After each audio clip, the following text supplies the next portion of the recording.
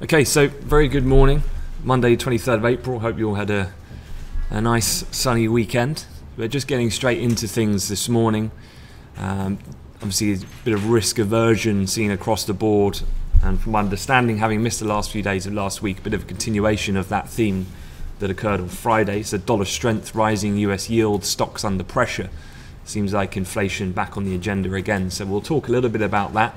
We're going to talk a little bit about geopolitics, a few updates to have a look at, and then also US earnings season, a bit on Brexit as well, and then we'll look ahead for the week and what's to come.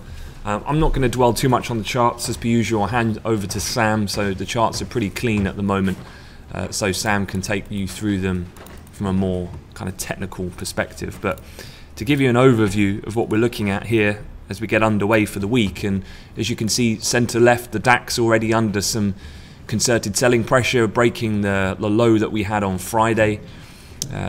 Consequently, US futures also under a bit of pressure. But what's quite interesting here, and this to me is more of almost a monetary policy kind of play, because you've got equities selling off, but gold is weakening.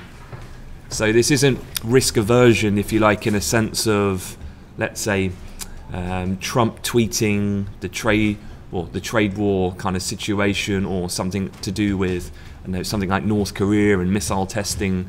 This is more to do with the belief that there's still this sense of inflation rising, and therefore consequently the monetary policy response. And as we've seen many times before, equities react very negatively to any heightened fears of imminent rate rising, not just one but multiple hikes to come in the future. This is kind of where we were back in, if you remember, the beginning of February, when we first saw that pickup in the wage data in the US, and consequently we saw the big sell-off, I think, on the 5th of February and thereafter.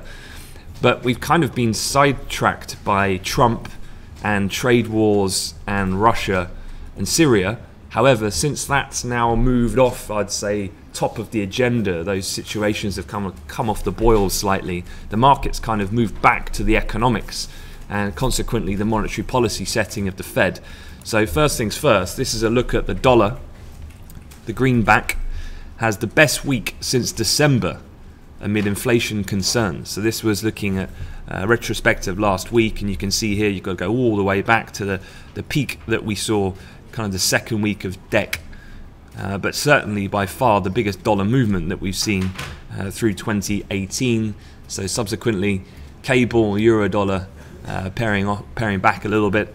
I understand as well that the odds of a Bank of England rate hike have come down slightly as well, given some of the data we had last week. And so we are trading a 140 handle now in cable. So quite a stark difference from where we were really this time last week, when we were up kind of 144. Just having a look at some of the things then that this is leading to, and obviously this dollar strength. Looking at the June, the short end of interest rate futures, which is what market participants look at to judge the pricing for the probability of a 25 basis point rate hike from the Fed. So that's anticipated to come in June. As you can see here, the odds of a rate hike are 98.4% from the Fed. So that's pretty much a certainty that's going to happen.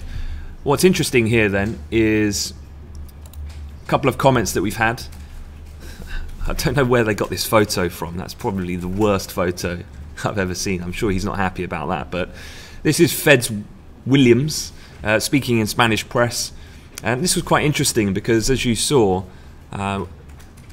it's very much priced in for a rate move coming in June. But over the weekend, Fed's Williams said a significant global trade war would have very negative economic effects, though it's still too soon to say if such a conflict will arise.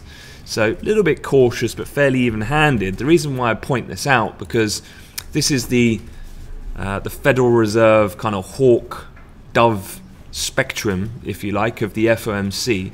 And as you can see, Williams is here, so part of the committee members, but definitely more of a hawkish mindset. So for him to be sounding a little bit cautious about the trade war situation, although he did say the caveat, it's a little bit early to tell, I think it is quite telling. And this is what is important to take away from this type of communication from a Federal Reserve member. It's not that it's going to detract from a June hike. That's done. What's going to be important is, as you guys will know, we get the updated summary of economic projections coming in June. And so when we get the latest dot plot, the trajectory of interest rates is what's going to move the market, not the hike itself. And so maybe this is Williams setting the scene a little bit for the accompanying forecasts that are going to come out of the Fed. On that front, there has been a few articles. This is the latest, and as I say, the reason why I think yields are back up, and the US 10-year yield I was reading this morning is just a whisker away of that 3% threshold, which has been a really big barrier for the US 10-year yield, and a break of that might open up a further move to the upside and consequently further dollar strength in that situation.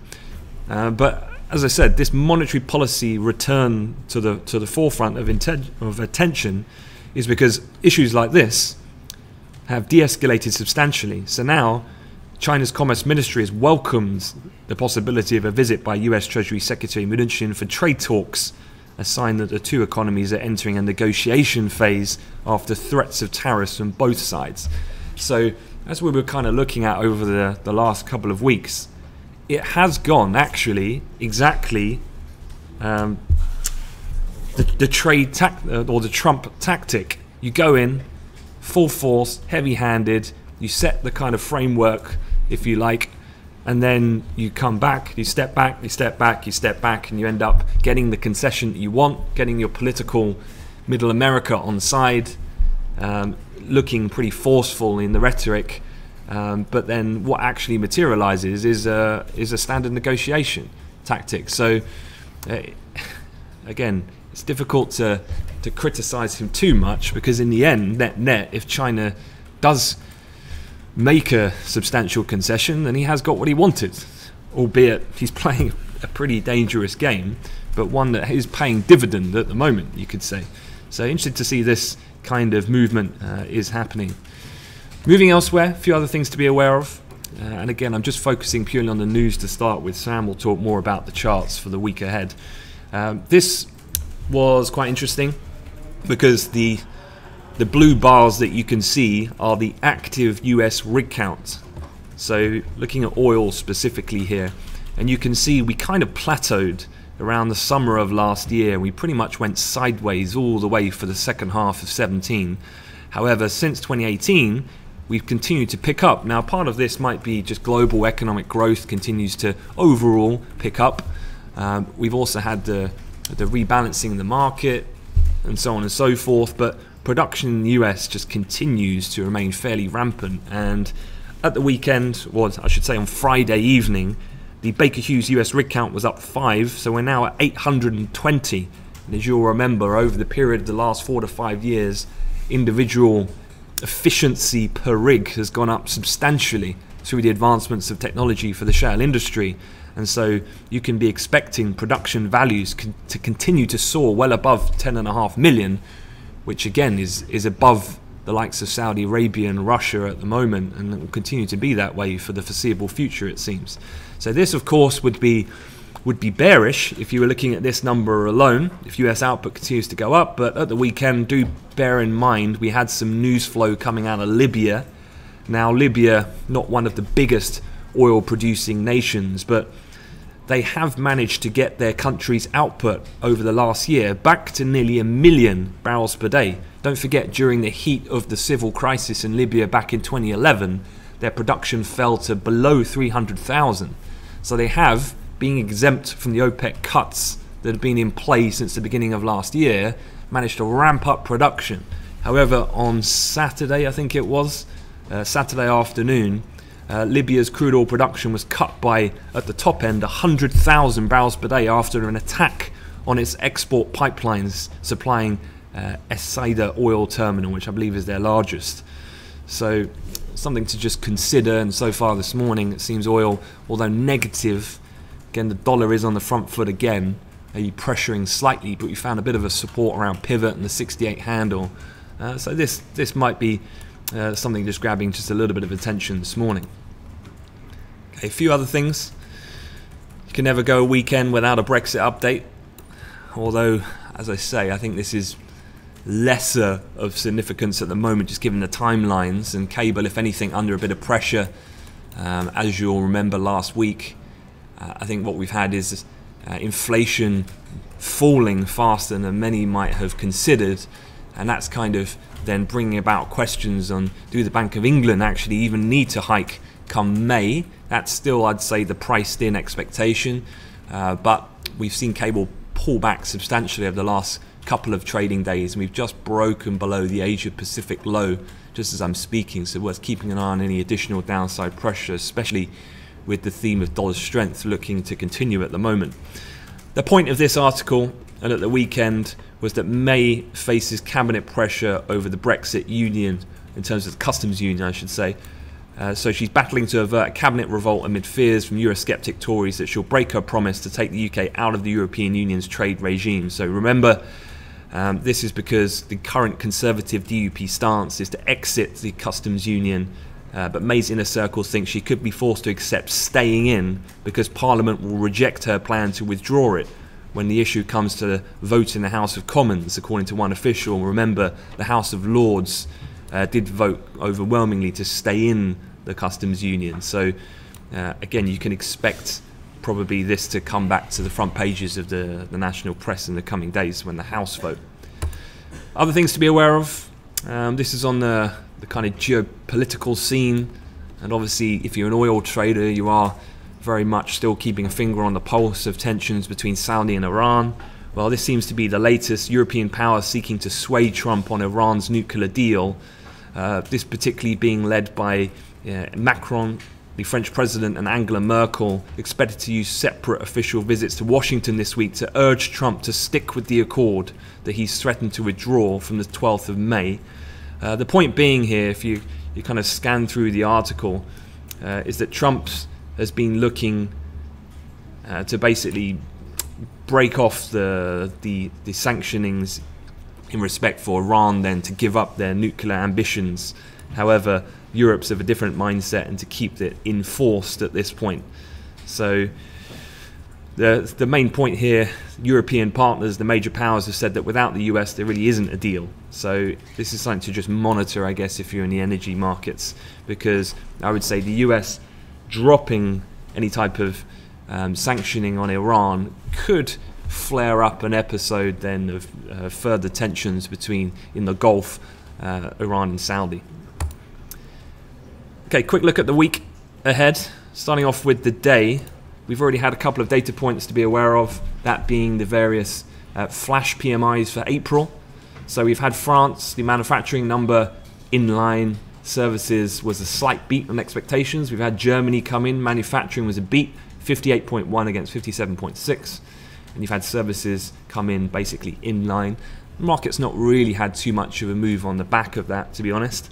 And looking into the US afternoon, we'll get the respective US market manufacturing reading.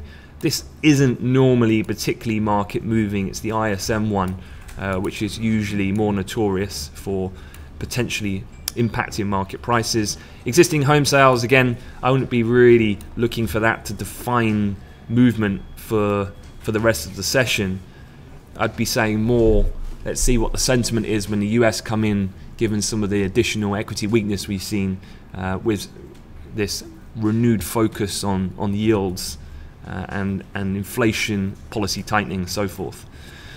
Looking at the actual week ahead, a couple of things here to be aware of, and that is US earnings season. So I sent this out to you, should be in your inbox if you needed to recap the main events of the week. But just looking at earnings firstly, so to give you an idea, there are, got the number here, the upcoming week there's 179 S&P 500 companies, including 12 Dow 30 components. So basically half the Dow are reporting this week.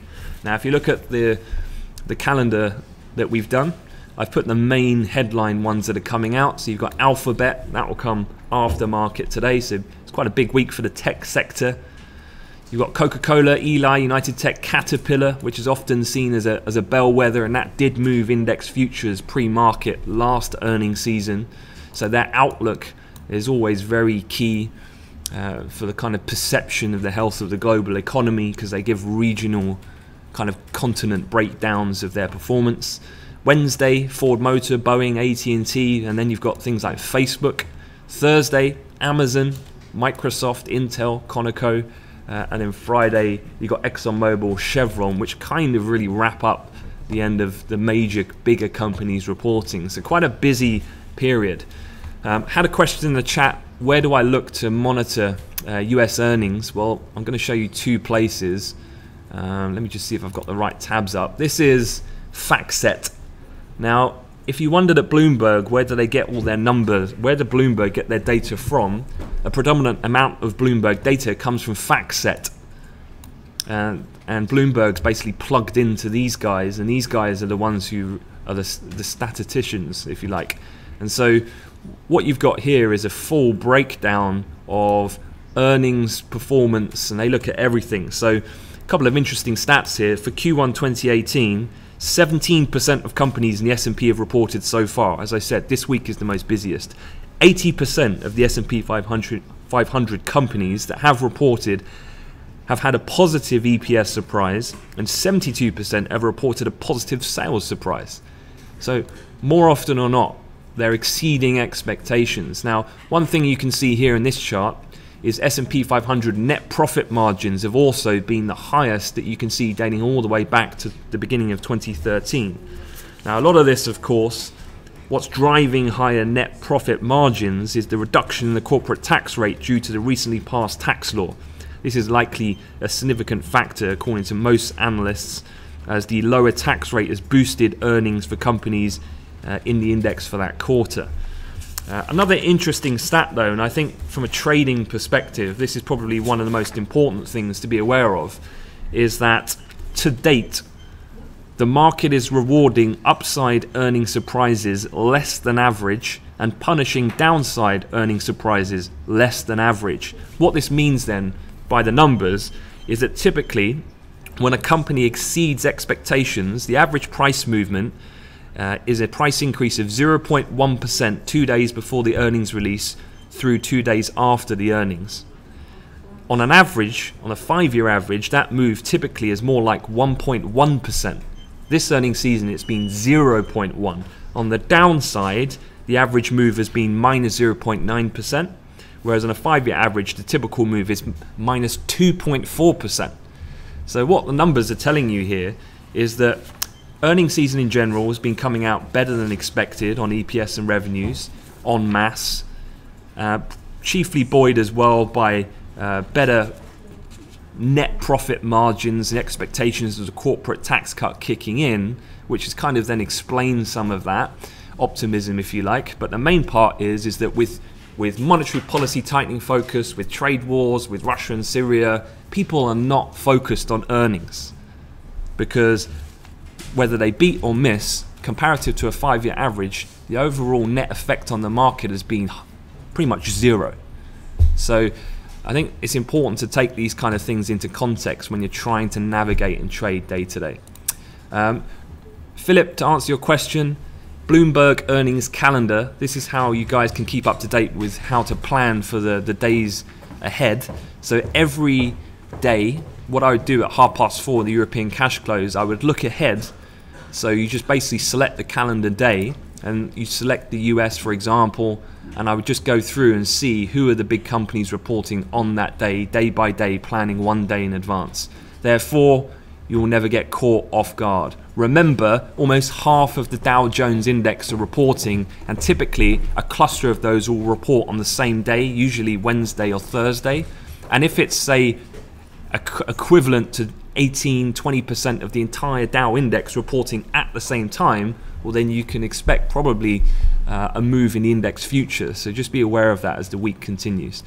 Otherwise, other major things for this week, you got German IFO tomorrow, obviously the inventories, which will lead us on to Wednesday. The other big thing, of course, for this week, and just to wrap up from my part, is you've got the ECB interest rate decision and press conference.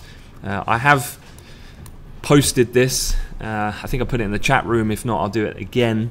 but this was the ING April ECB scenario analysis. Now this is fantastic because it basically just looks from top most dovish scenario to bottom most hawkish scenario, and then looks through each key focal point from the press conference, economic outlook, protectionism, geopolitical risk, and then for the FX reference to the euro, given its historically fairly elevated price level it trades at the moment, and then subsequently each type of reaction you could expect to see in the major instruments. So again, I won't talk about this too much now. Sam's quite kindly put it in the chat room so you can review it for yourself, but this certainly is something we'll be reviewing ahead of Thursday's decision. Okay guys, that's it from me. So let me hand you back to Sam. I wish you all a good day and a good week ahead.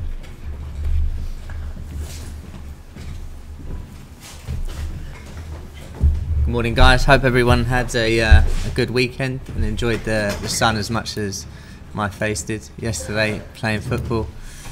Yeah, it seems like summer might be done for now. Anyway, looking across the board here, starting off with Euro, which pushed to the lows we see this morning. Just going to clear this chart up a bit, and you can see a couple of tests already. Keep an eye on that low. I mean, if you look to sort of come back down again, it wouldn't be asking too much for us to get another sort of break lower, and then suddenly yesterday or Friday's low is not too far away. Having a look at where the market comes, if it was to come higher, where we could find a bit of resistance. I like the look of the pivot area. You've got a bit of a trend line, I guess. Let me just get this on from those lows, which comes up pretty much in line with where the pivot is.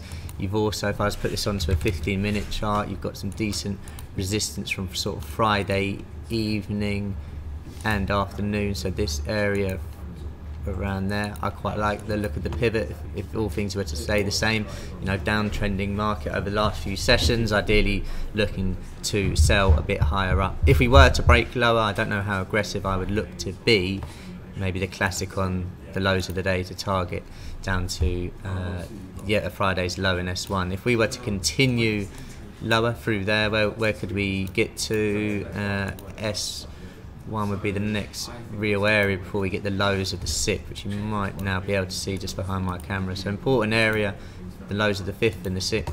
If we were to continue lower, don't really fancy a long in the euro, to be honest, at the moment. So I would prefer to look for the short. Same with the pound, and while the pivot has already worked, I would be preferring to look to go short higher up anyway. Around the pivot, I still don't think would be a bad area to go in. We've had a bit of a break through this trend that we see. We had a pullback, albeit not right to the tick, and pound is having a bit of a breather now on the previous low of the day.